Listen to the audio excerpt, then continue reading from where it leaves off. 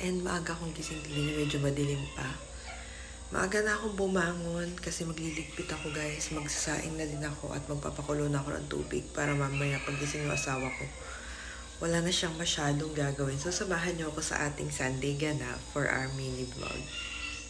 So ayan guys, magpapakulo na nga tayo ng tubig.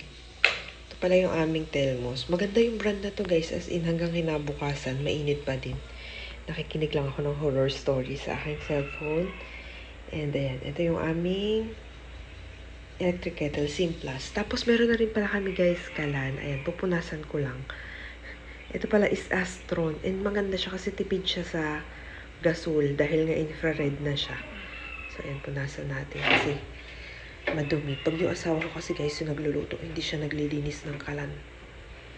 Siya yung mas madalas magluto dahil nga yung baby namin is breastfeed. Madalang siyang humiwalay sa akin. So, linisin ko muna to. Guys, maliwanag na kasi 6:14 AM na. And ito pa lang yung natatapos ko. Kanina pa ako dito sa kusina namin. Makalat kasi talaga. Ayan, nakapag-init na ako ng tubig. Nagsaing na ako. Yung tirang ulam kahapon. Ayan, di ko alam ba't pinatong pa ng asawa sa sinaing kahapon. Ayan, 6:14. Tapos, timpla lang ako Milo and yan, nilinis ko lang yung aming mga pinaggamitan kahapon. Tinaob ko. Tapos sinugasan ko yung bote ng baby namin.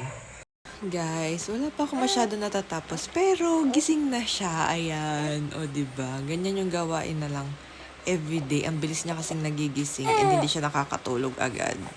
Ayan guys, maglalaba pala ako. Yung extension cord namin, nabili ko lang din sa Yellow Basket. Yung gusto nyo ilalagay ko. Parang lahat na ng gamit sa bahay namin, binili ko na lang online. Pero ayan, ito yung gagamitin ko. And damit namin mag-asawa yung sasalang ko. T-shirt. Pakita ko sa inyo. And guys, ayan, meron na tong water. So maglalagay lang ako ng shirt namin. Malinis na to. Actually, nilabang ko ito nung nakaraan. Kaso nag-uulan, hindi ko na silong agad. And ayan, nagkaroon siya ng mga dumi-dumi dahil sa mga insekto dun sa sala namin. Dahil wala pa kaming bintana. So ayan, nabad ulit natin kasi baka mga kami. So ayan, 2 hanggang 3 shirt. Ayan. 3 shirt. Kaya niya. And ito yung gagamitin natin sabon.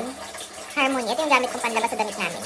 Ayan guys. Meron na siyang sabon. Papakita ko sa inyo. Pag pinihit ko to, sobrang powerful ng ikot niyan. O diba? Kahit ang liit niya, ang powerful naman ng ikot niya. And talagang okay na din maglaba dito guys. Kasi wala pa naman kaming washing na malaki.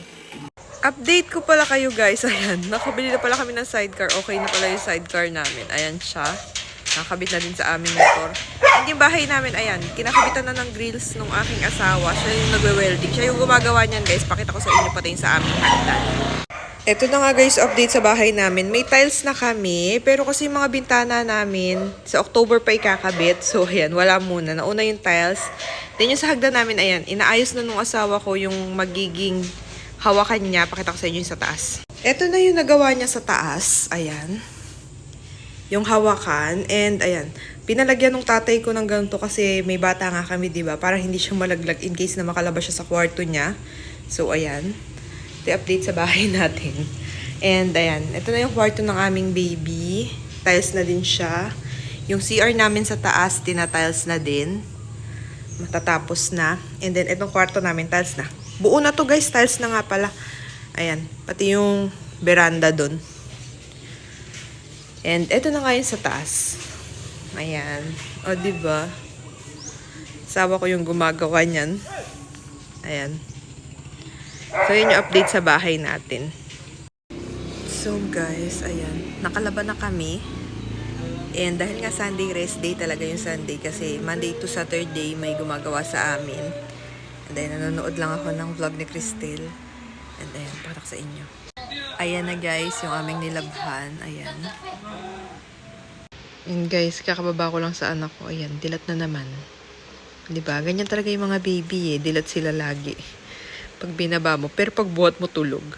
Tapos dahil Sunday, ayan, nanonood lang ako ng vlog ni Cristel Fulgar.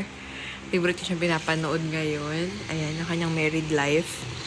And dahil nga, kawawa siya kapag umuulan at mawawala ng kuryente. So, yun lang muna guys yung aming video for today. Sana nagustuhan nyo. Please like this video at mag-subscribe kayo sa ating YouTube channel. Bye!